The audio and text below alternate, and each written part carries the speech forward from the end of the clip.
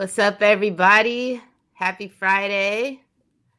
My name is Brittany, for those who don't know, and I am the A&R coordinator and community engagement coordinator here at Airbit. And we have a super, super special guest with us here today.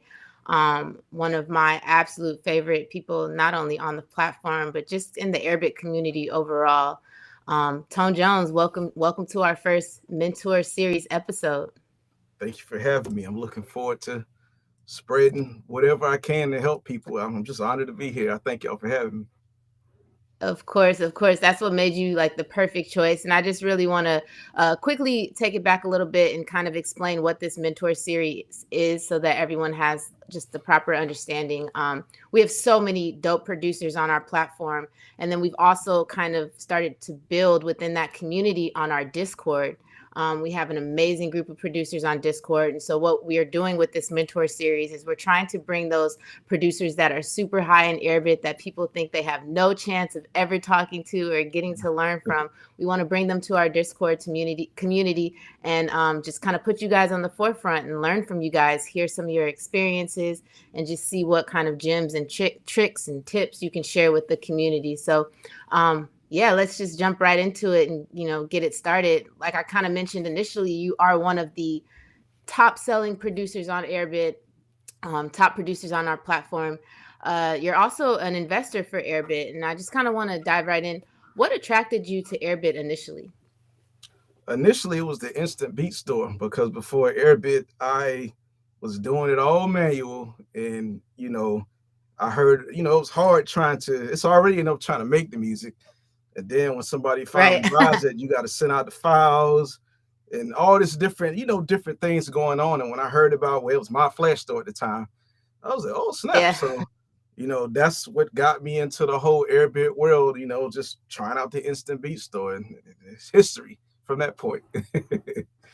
Oh, so you've been on it since my flash stores. What are some of the features that Airbit has that you like really enjoy back then and then to now? Well, back then, it definitely was an instant beat store. That changed my life. But, just overall, I would say, like, for me, it's the discounts, the coupons, and the share cart because I'm always, Okay. doing stuff for my customers and I'm always looking out for people. So being able to do those discounts and do the coupons and especially the share cart helps a lot because a lot of times people want to, a certain discount and they might not know how to add stuff in the cart a certain way. I can just be like, hey, just let me know what beats you want.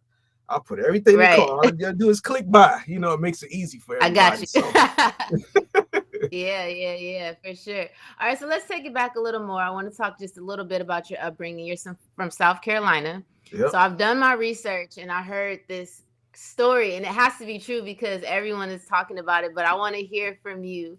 I heard that how you got into music, right? So you're like 3 years old and you had one of those toy keyboards and you're sitting in front of the TV and your parents are like in the back and a commercial comes on and you start playing the melody and then both of your parents just like look at you and they're like, "Oh my God, is that the story? Is that how it happened?" That's how they told it to me.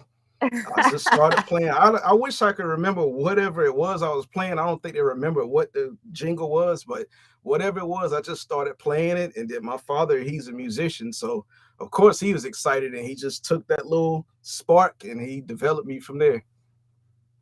That's nice. What did your dad play? He plays piano, he plays Okay. drums, and I think that's about it. Yeah, because he played drums in high school. So just piano and drums. Nice. And then you grew up in the church, so you played like all of the church instruments. I can really hear that. Like when I found that out, and I'm listening to your beats now, I'm like, this makes so much sense. Like you can hear the church in the beats. So Right, that's right. super cool. What other musical influences did you have growing up outside of your dad? Well, like you said, I grew up in church and I mean, they didn't let me listen to nothing but gospel music, so that was it. So it was, the Kurt Franklin, Fred Hammond, uh, like choir music, like mass choir music, or even, I grew up in those down south churches down there with the dirt roads where people got the fans and Yeah. everybody just stomping. So a lot of hymns and stuff like that. So that was my foundation musically is like that type of stuff. and I didn't find out about Okay. hip hop until later on. But like the foundation was definitely gospel, nothing but gospel. Right. That's dope. When you first found out about rap music, like what was that like? Did you gravitate towards it kind of right away? Did you think like hip hop and rap? Did you think it was like cool and like this is something I need to tap into? What were your thoughts when you kind of came across that genre? Well, it's funny, like I told you, I didn't get to listen to it, so I only heard sayings that people had at school. So I heard somebody talking about OPP, and I was like, oh, okay. And then like Master P stuff about it. Everybody was saying about it. I hadn't heard the music, but I was talking about something about it. But I don't think I really heard anything until like maybe some Cash Money stuff. Like that's when I started Okay. getting into it. I was a big Manny Fresh fan, like his bass lines and all that type of stuff. And then eventually I got into like Jay-Z and stuff. Like when I heard his song Cry, man, that was it for me. Like Oh my all God, that that's one type of of my stuff. favorites. Oh man, that song is magical, man. Just like Yeah. Kanye, just a lot of hip hop artists, and I fell in love with it from there. So my whole thing was like, yo, I gotta find out who's making these beats, and then that led me to, finding the producers and listening to their catalog and trying to mimic what they were doing and try to learn how they made beats, and I just fell in love with That's fire. That's fire. So you moved from South Carolina to Atlanta in '08, correct? it. Yeah, oh yeah, yep, yep. Okay, cool. And then you started, can you talk to me a little bit about the Strong Foundation and company and what kind of that was? I have like a little inkling, but just give me a little bit of detail on what you were trying to do with that. You definitely did your research. Strong Foundation and Company, man. That's the production company that me, my cousin, and he was then my friend, but now he's my brother-in-law. We all started a company together, and we was like, man, we gonna get out here and take this music industry by storm. That's what we was thinking, and that was the whole purpose. We just wanted to get together, make these beats, go aggressively out here, and get these placements and become platinum producers. That was the whole Right. intention. But it's just one of those things where when you before you get in the music industry, you have you think it's this way. Well, then when you get in it, it's not what you think it It's is. not that. Not It's a lot of smoke and that. mirrors, and people would tell us stuff along the way, but we didn't want to listen. We like, oh, y'all don't know what y'all talking about. Like that's just if you're not good at music or something, you got to deal with that. We straight. Then we got into it. We like, dang, they weren't capping. They was telling the truth. So It it's just a wasn't. lot of broken Yeah. promises, a lot of it's this thing me and my brother-in-law call it. We call people like this call me's. People that be like, if they want you to do something, they be like, yeah, just call me. Then when you call them, they never pick up the phone. And Right. like they never follow through on what they say they're gonna do. And there was a whole lot of that, and then we just got discouraged and eventually we just stopped, you know. So you guys stopped with that production company, but Yeah. obviously you didn't stop making music and selling beats. So you kept selling beats online. What were some of like your early successes in selling beats when you initially started? Like what were like some of your biggest wins when you were first starting out? Initially, I think my biggest win actually was implementing the instant beat store because, excuse me, like I said, I was doing everything manually, and it's okay at the beginning when you don't have much, business. But as things go Hmm. along and you start getting more business and you can't keep up, you know, Right. 2 days after you're supposed to deliver something, it's not there. 5 days, it's 10 days later. Yo, Yeah. where's my stuff? And then it's just turned into a thing of this guy's not reliable, and this just made me have a bad reputation. So I just was Hmm. down, and I was just trying to figure out a way to make things better in the business. So implementing that instant beat store really changed everything for me seriously because I was able to get my time back. So that was the first Yeah. thing that kind of set me on the trajectory of where I am today. That was the first thing. Nice. So that was one of your successes outside of just kind of the delay, because it was like I feel like it kind of happened fast. It was like you sold the first beat, and then it was like you're starting to sell more and more, faster and faster. What were some other mistakes outside of kind of not, I guess, knowing your community and how fast you were gonna like start selling beats? what were maybe some of the other mistakes that you kind of made early on as a producer, and that maybe you see like in today's producer community as well? I mean, I know technology and stuff is different, but Yeah. I would probably say my biggest mistake early on was valuing money more than time. That's something I had to learn, that time is the most valuable thing we have. And basically, I would look at opportunities and I would take an opportunity based on the money more than the time. And that led mm, me down roads that would take me further away from really where I really needed to go. And like when I started, kind of making all my moves in a way to best get the best return on my time, that's when everything yeah. started to evolve for me. Did you feel as though that people were kind of trying to make you like change the person that you were trying to be, or that you knew you were, because of the money? Um, Not really that. It was more so like, for instance, I'll put it like this. When I first started selling beats, I was selling only exclusives because, Mm-hmm. it was about the quick buck. Not really, but I mean, in a sense it was. I had bills to pay.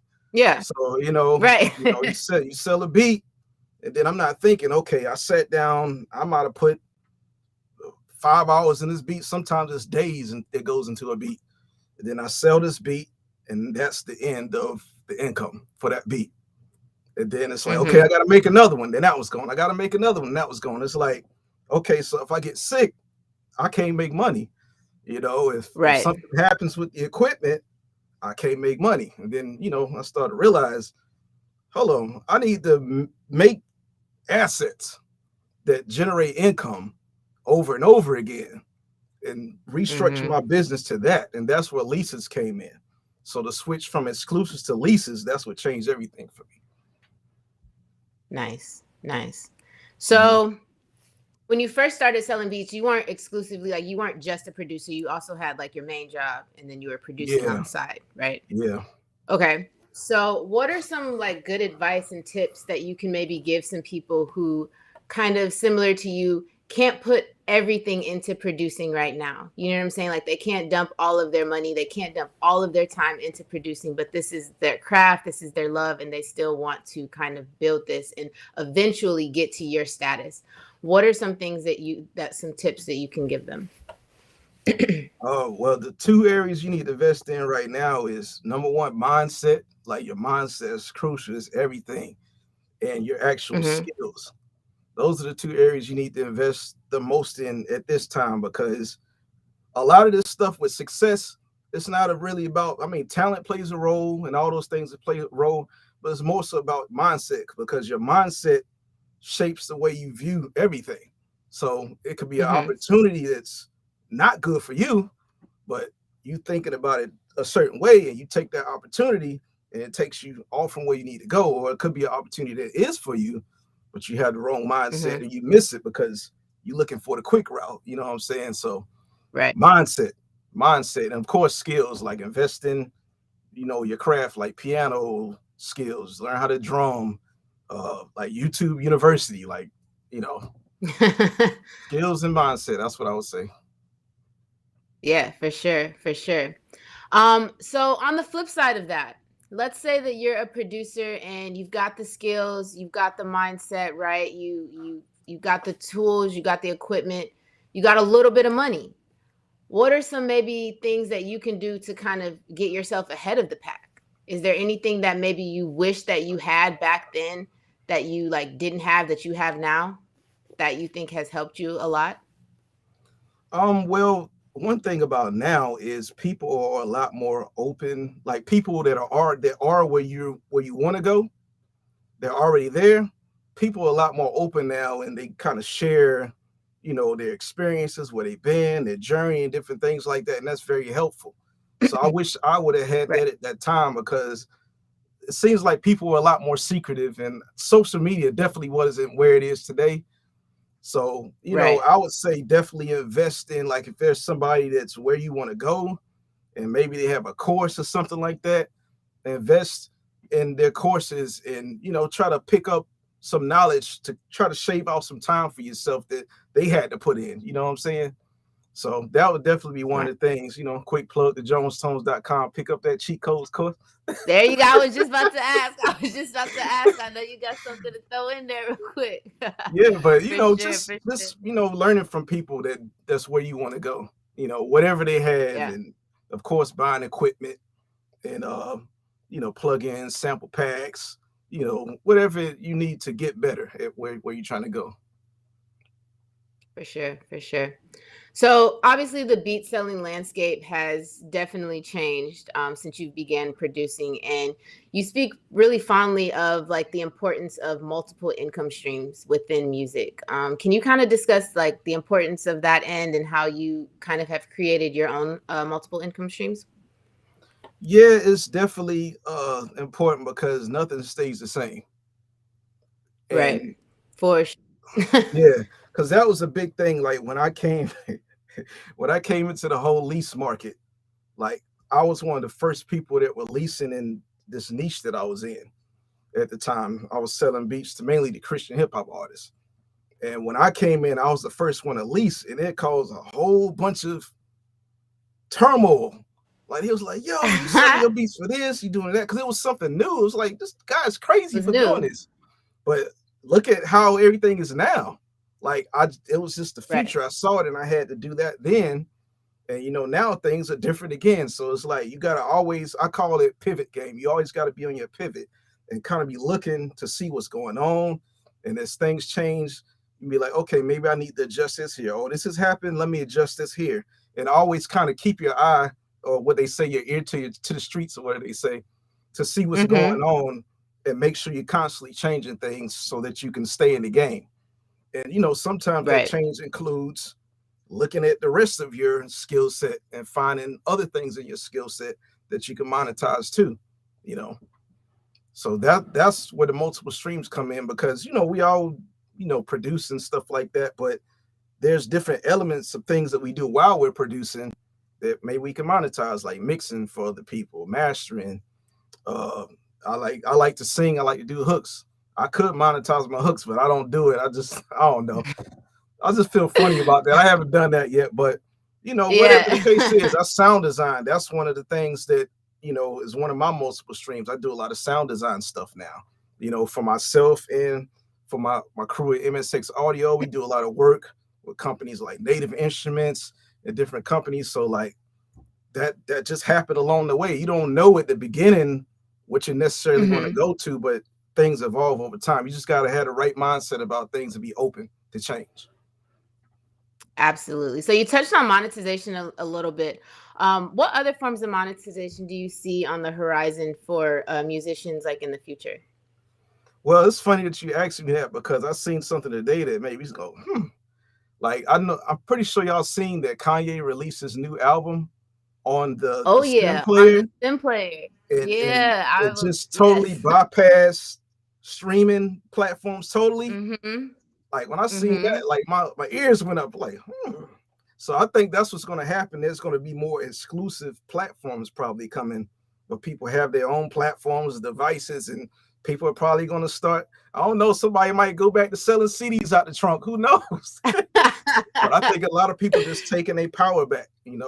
So I think that's Yeah, where it's going to and go. that's really gonna change the game too, because I mean, if you think about it, like now, how many people are gonna have to go out if they really want to hear this Kanye album and buy this $200 stem player? You know what I'm Right, saying? Like, right, what is this gonna do to the Spotify's, to the Apple Music, to the Amazon? So yeah, I definitely read that and I was shocked. I was like, whoa, this is a game changer for real, for real. right. Um, so yeah, have you ever released like a solo project, or do you perhaps something have something in the work that you might be like a solo production project that you might be able to talk about? Little Well, insight. the funny thing about it is, like, I'm a producer, but I'm also an artist, low key. Hmm. I just never put out music. People have been asking me to put out an album or a project for years. It's just, you know how it is. I'm so wrapped up into the production world and the sound design and everything that I have to do. Like the album's like way in the back of the corner somewhere. But I would like to do Yeah. that at some point. Definitely I would like to put out some beat tapes, maybe. on one hand, I'm like, well, I put out all these beats online anyway. Do I really need to put out a beat tape? But like a Right. music project, I definitely want to put out a project that's my music for me, that I don't license to nobody else unless it's to a movie or TV or film or something like that. So I definitely want to do that. It could come in 2022. It might come in 2045. Who knows? Okay, okay. Nice. So, like you just said, you are an artist. So you'll definitely have like a little more insight on this as well. But how do you go about developing relationships with artists online? I think sometimes producers really don't know like how to start that, and they're just kind of Right, like, "Here, listen to my beat." You know what I'm saying? And right, right. there's no introduction. There's no relationship that has been built. What are some of the things that you have done to kind of develop that skill? Well, a lot of times for me personally, it starts with me just being a person. Like, if you look at my content on social media, I'm always like being a person. Like, I'm always sharing Yeah. encouragement, sharing my life and different things like that. Those things, that's kind of like where people learn about me, and that attracts people to me. Then they go Mm-hmm. and they'll purchase some music maybe, and then from there, if they ever need anything, I'm always looking out for my customers. I try to be really good at customer service. It's just terribly hard because there's so many people to reach out to you. It's so hard to reach back to everybody, but I try my best to be good at customer service and give people deals and discounts when they need it. And then also outside of the music, I was doing this thing called Monday Gems every Monday, where I would just share encouragement. I like to share my life and things I've been through. And sometimes, honestly, I feel like that's even more impactful than the music, to be honest with you. So, Yeah. that's something that I'm about to get back into. The top of this year, I was trying to recalibrate and get everything together. So I ain't put out no Monday Gems about 2 months. I'm sorry, y'all.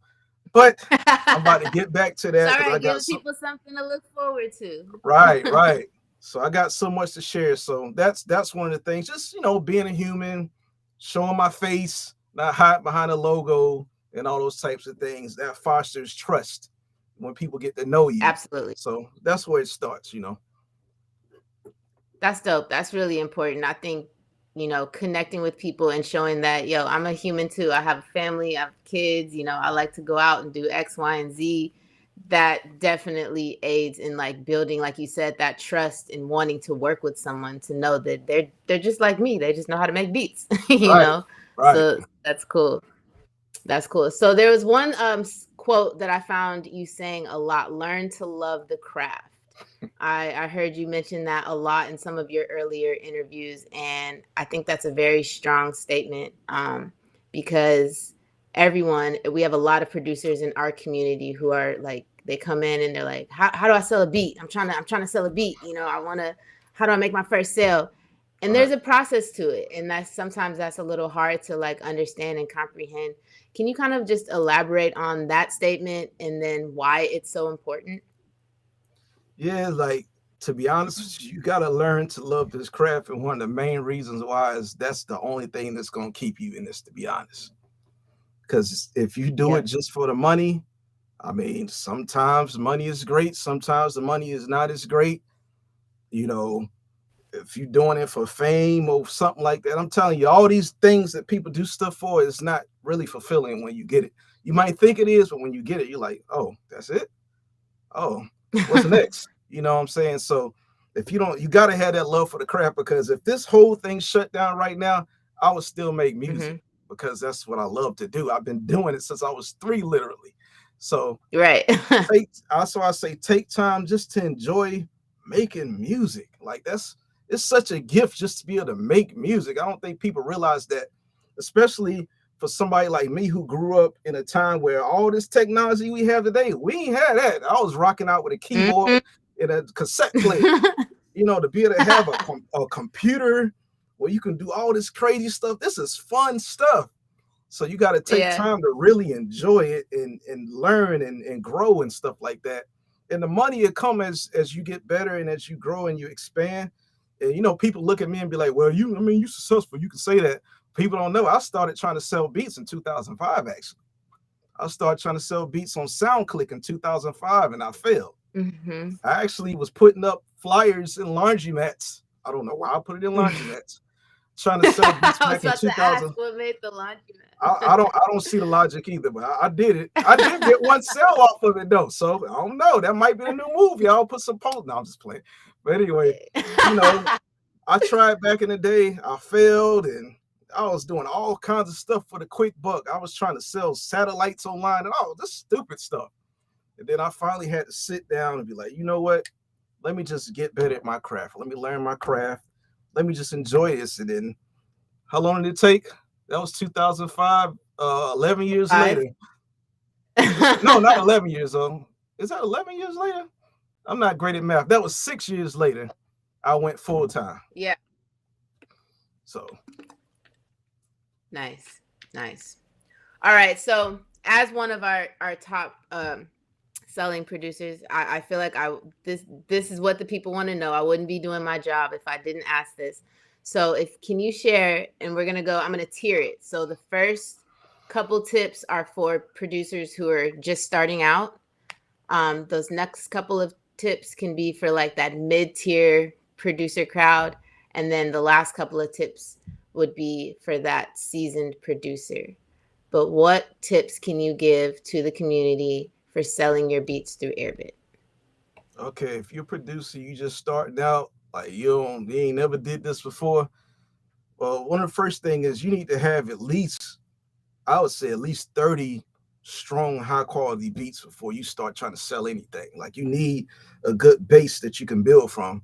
And I mean high quality beats, not like something you just made in 2 minutes. Like if it's people around you that you can actually get feedback from, do whatever you got to do. Because and let me also say your stuff don't have to be perfect either, because you're going to grow, and it's kind of good for your customers Mm-hmm. to hear your growth over time. So if your beats ain't like the best beats in the world out the gate, it's okay. But I'm just saying, don't, like, be intentional. Don't put no trash up there.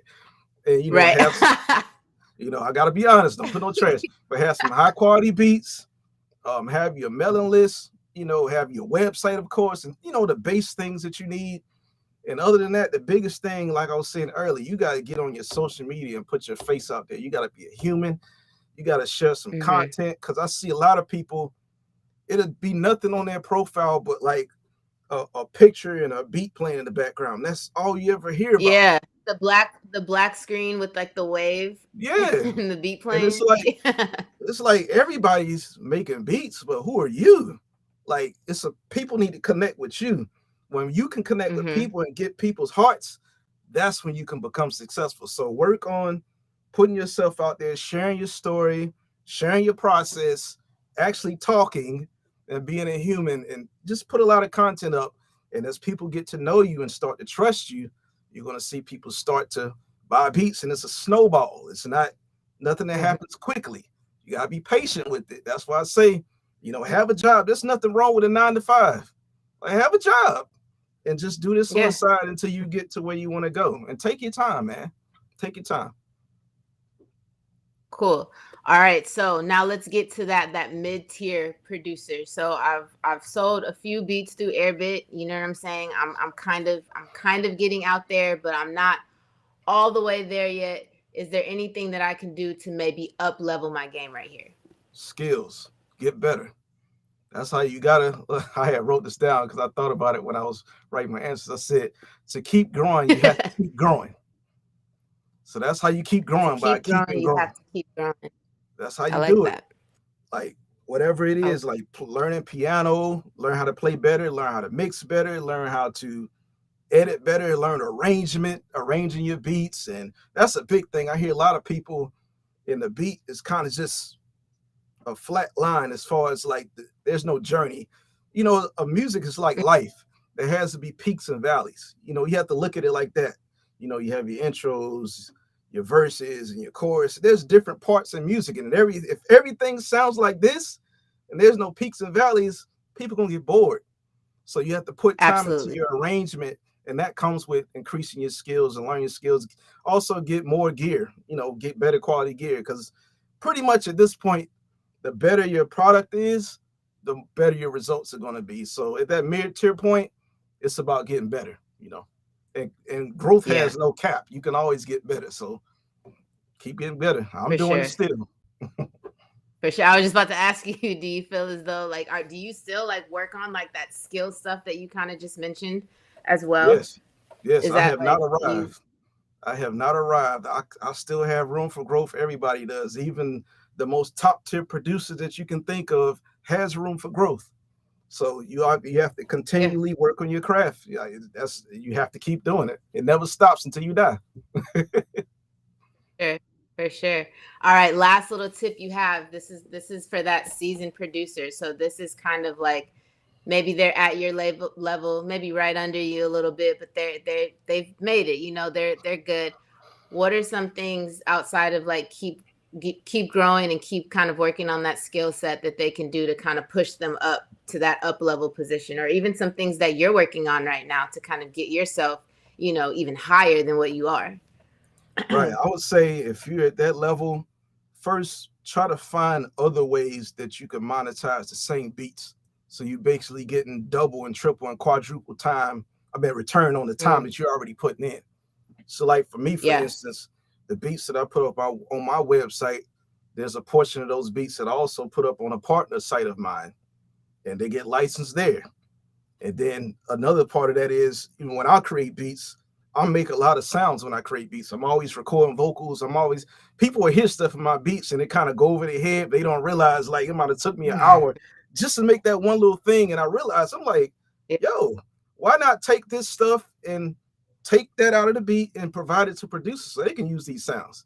So I'm Hmm. able to keep quadrupling the return on that same amount of time. So that one little crazy vocal that was in there that just got this 1 minute to shine. Now this other producer can use it. You know what I'm saying?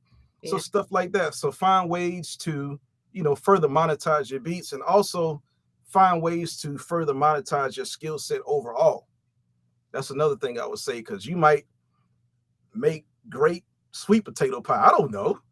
You know, whatever it is that you do, you got to look at all your skills. Yeah. And if it's something you good at, hey, it don't have to be music. You could start a dope, I don't know, trash pickup service on the side. Hustle, do what you got to do. So that's what I would say, like, multiply and have that multiple streams and, get into other areas. And that's how you keep expanding. Don't just have one thing. Smart. Smart. So you've accomplished a lot, obviously. Do you have looking towards the future? What are some of your goals for 20? I mean, we're still kind of early in 2022. What goals do you have for both? They can be musically and outside of the music industry as well. The main thing at this point, since I've been doing this so long now as a producer, I've been really putting more attention into pouring back into producers and kind of sharing, like from a Hmm. skill set. I've been sharing like in life stuff, but from a skill set perspective, I've been trying to focus on sharing now. So I've been putting out courses now on like mixing and how I produce. That's what the cheat codes course was and that type of stuff, man. Because I want to kind of show producers some of the stuff that I've learned over the years and stuff that maybe people don't really do. Everybody has their own unique way to go about the process. And I've been doing this for a long time. And there's a lot of times I'll do things and, I don't think much of it. It's just every day to me. Like my brother-in-law see me produce and I'll do something. He's like, yo, how did you do that? And I'm so locked in. I'm like, what are you talking about? I was like, this is what you're talking about. Then I started realize, oh, like this stuff, people could really benefit from that. So that's what I'm on Yeah. now. Just I want to teach more. That's what I've been on as far as the music industry. I definitely want to do some stuff in the actual music industry too. But like I said, the music industry is smoke and mirrors a lot of times. So I just have to see how that pans out. But outside of the music industry, me and my brother-in-law got some dope things that we working on. I don't want to speak on it right now, but we Okay. got some Okay. other business ventures that we working on and pretty much taking my mindset that I've built over these years and applying that same success mindset to something else, pretty much. Nice. So I want to expand at this Yep. point, do other things too. That's how you do it. That's how you do it. Dope. Well, we definitely got some questions from the community. Like I said, everyone is so excited to have you here. So I'm gonna bring Quasi back, and then Quasi's gonna read some of the questions that we have from our community. Okie dokie. There he is, right on time. What's up? What's up? Tones dropping gems, yo. Talk about some gems. I know it ain't a Monday, but yo, it's a good Friday with Jones out here. I was telling Brent earlier. I was like, yo, you know what I really want to do? I want to just eat some barbecue with Tone Jones. So I just want to barbecue. just sit down and we just eat some barbecue, bro. Like just throw down. You feel me? He's really adamant uh, about this. He talks about this all I, the time. I'm Oh telling you, man. bro. Because I know you're really gonna drop some real sauce if we sitting there eating some barbecue. You're gonna be all right. Let me tell you some secrets. You know what I mean? That's how we get the secrets out. Oh, cool. So we got a couple questions from the chat. If y'all live right now in the Discord, we have some chats going, and then Brittany, if you can also keep an eye on YouTube, because I know some Got you. folks from YouTube are also asking some questions. So if you're live right now, you guys, Jones, any question? So first question is from Cruff Curtis from our Discord said, on off days when it's really hard to make something good, do you keep pushing until you get into a zone, or is there a stage when you know to just have a couple days break and just refresh the mind? It depends. That's a great question because that's something I deal with all the time, and everybody do. Even people try to act like, "Oh, never run out of ideas." You lying, you capping. Everybody run out of ideas, and really, it Facts. depends. Like sometimes it'll be like, maybe you just kind of lazy that day, and you just need to keep pushing and not give up. And then there's those times where you've probably been stretching that creative energy a little bit too much. Just take a break, and it could be a break of going out to the store. It could be something that quick. It could be going to the movies, or sometimes it could just be going on a solo vacation. Just you and yourself. Go somewhere for a few days where you only got to worry about what you want to eat, what time you want to wake up, where you want to go, and get some self time. And then when you come back, them ideas will come out. So it just depends. You got to kind of know how you operate to know if it's one of those times where you need to quit whining and push, or if you need to shut it down and go take some time away. Bad. So just check in with yourself. Oh, Check in with Yeah. yourself and get a better sense of self to understand that. That's dope. That's dope. That's real. We got another one from also one of our dope producers from the East Coast, Indy. Great question here. It says, have you ever created a beat or underlying composition and felt that there was something missing? Do you always discover those missing elements or the missing elements to it? What I do, yeah, that happens a lot. And in those situations, I just let it chill. Like there's beats literally that have chilled since 2005, and I came back in 2019, and it's like, whoo, I get it now, and I finished it. So in those moments, sometimes you just need to let the beat chill. Just put it in a folder somewhere, go on and make some other stuff, and just revisit it another time. If you still ain't got it, go do something else. And one day it's just gonna hit you. I don't know how to explain what happens, but you're gonna hear it and you're gonna hear it different, and you're gonna know exactly what to do to it. But if it's not where it need to be, don't force it. Don't put it out there yet. nice. Man, I'm gonna leave the chats on the side for a little bit too, just in case we can see them on the screen. Indy literally just said, "Oh my God, that's so it's not just me." That's in real time. Ah, Um, that's right, but everybody. yeah, Everybody. No matter what people say, that's everybody. that's that's real talk. That's real talk. And to that point, that's super true. As a producer, there's some beats that like I've gotten to a wall, and I'm just like, all right, that's as far as I can go with this one, and came back to it after gaining all this new knowledge and skills. And then I listen back to my old joints, and I'm like, oh, I know exactly what to do to it now. And Right. sometimes it takes some time, right? Exactly. So letting it breathe a little bit and not trying to force it, but letting it kind of come to you over time. That's real. Yep. Um, then we got Croc on the beat, one of the OGs in the chat. Quickly became an OG. He says, "I know sometimes I get afraid to work on drums on a fire melody because I don't want to ruin it. What advice could you give, or could you give us producers who have fears in certain areas to get over those type of hurdles?" Um, I would say uh, with that question, to me, this is what I'm getting from it. it seems like you're worried about what somebody else is going to say when you put it out. Oh, that's a dope melody, but them drums is whack. You scared somebody gonna say that. I would say do whatever you want to do. Like put whatever drums you want to put to the melody. As long as you like it, that's what matters. Because everybody always gonna say something trash. It could be the dopest thing, and there's gonna be at least one person in the comments. Oh, that's trash. You know what I'm saying? So you can't worry about that type of stuff. So, if you got a fire melody and you want to put the right drums to it, just put whatever you want to put to it. And if you're not feeling it yet, like I said, put it in the folder and come back to it another time. But whatever you do decide to do, put it out there confidently when you do, because it don't matter what nobody else got to say about it. As long as you like it, that's what matters. I love that. Put it out there confidently. That's big. That's good. That's fun. Yo, Jones is an OG. Yo, this is real gems right here. It's raining gems right now, y'all. For sure. All right, cool. And then I got one more question from the chat. This one's coming in from Jones. Jones F49F. How do you Maybe y'all land are your like first? cousins. Hey, we I might know, be right?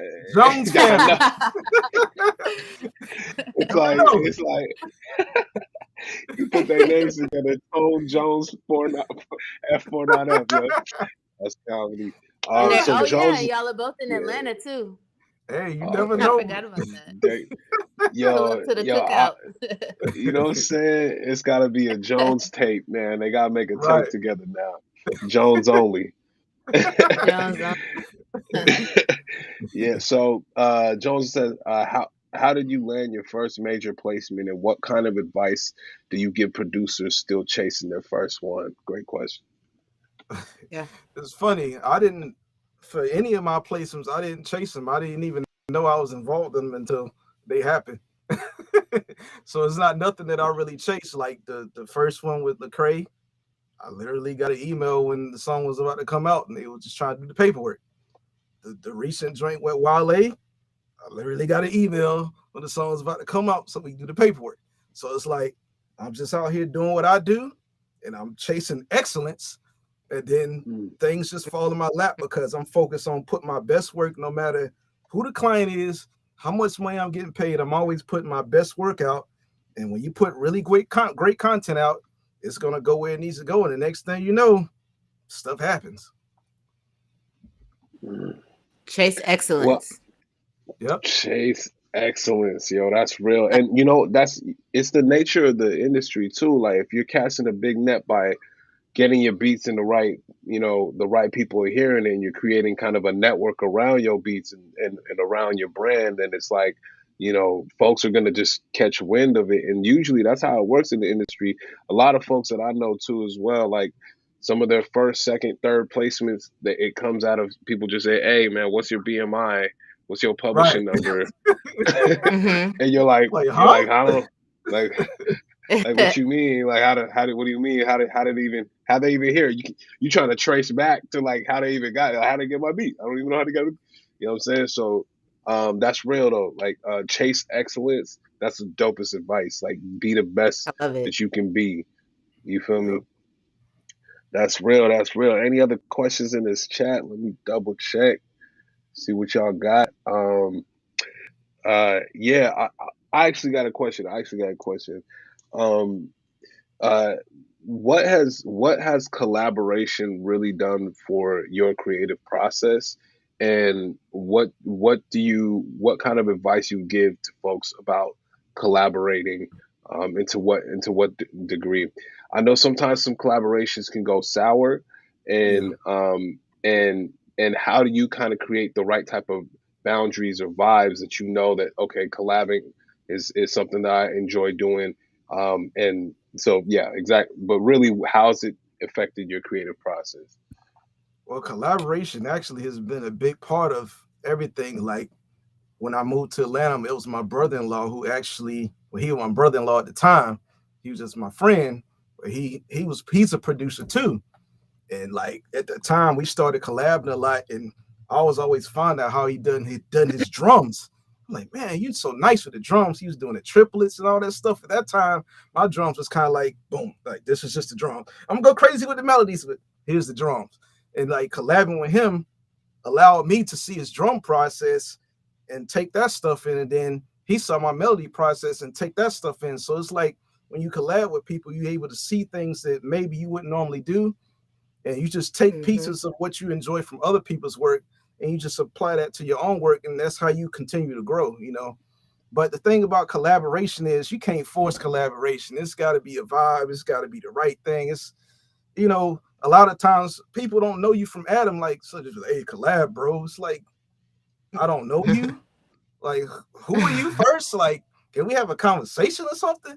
So it's like collaboration, like I said, it has to be a vibe, it has to be the right situation and all those types of things. But when it is right, it's life-changing to your creativity when it is right.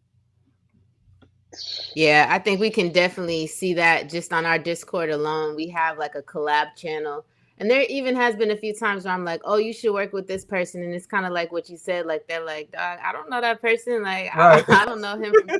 But then we've also had a few producers, Jonez and Croc, who are watching this, they've collabed on a beat and it was fire. Indy and one of our other producers, same thing, fire. So we've definitely seen the collaboration work. And we've also seen it kind of not work. So that's good. That's dope. Quasi, you got anything else on your end? Man, it's the GOAT right here. So just tell Go. us what you're working on. Tell us what you're working on. Tell us, where people can find you, collaborate, or reach out. And, you know what I'm saying? We can throw it up on the screen. These days, well, at this particular time, my main focus is music production, which y'all see me do all the time, and sound design. Like I said, I'm working with my brothers over at MSX Audio. We do a lot of stuff for Native Instruments and Korg and Akai and all these other companies for these producers to use sounds to make their music. So that's been a big part of what I'm doing. And that's pretty much been my life. I was just working on sound design project before I got on this. I was trying to make sure I finished it on time so I could get on this. So that's pretty much my life right now, encouraging people. That's my heart. Like I said, I'm about to bring the Monday Gems back. And if you want to find me, everybody usually find me at my Instagram at official T Jones. And I see you put the tonejones.com up. You can go to tonejones.com and check out the beats. I got sample packs. I got courses and things on my other site, jonetones.com. So tonejones.com for the beats, jonetones.com for the samples and courses and things. There we go. So there we go. That's pretty much it, man. If you want to, you go on my Instagram, you see everything you need to see. I'm always on there. I'm always, sharing encouragement. I'm always telling what I got going on. So go on my Instagram and you'll see everything. Fire. Tone, thank you so much for joining us and kicking off this mentor series. I wouldn't have wanted to start this with anyone else. So we just super appreciate you stopping by, sharing your energy, your thoughts, your wisdom, and all of that. And just thank you for continuing to uplift the Airbit community. Thank you for having me. It's been an honor. So, Quasi, you got any last words? Appreciate you, Tone. Putting up your Instagram right now so that everyone can just follow that. You've been at it. You've been the guy and the support for us. So thank you, and we definitely gonna connect, man. I'll be reaching out to you directly, man. Hopefully you ain't hopefully you ain't a call me. Call me. You ain't one of them call me. Call me. Hey, well, if that's the case, hit my email. Like my DMs, I cut out DMs because there was too much stuff going on. So I'm not a call me. I just do everything by email. So if you need to reach out, hit my email. For sure. I'll hit you on the email. Blessings for sure, Appreciate you, Tom. For sure. Have a good one, guys. You too. All right, community. Peace.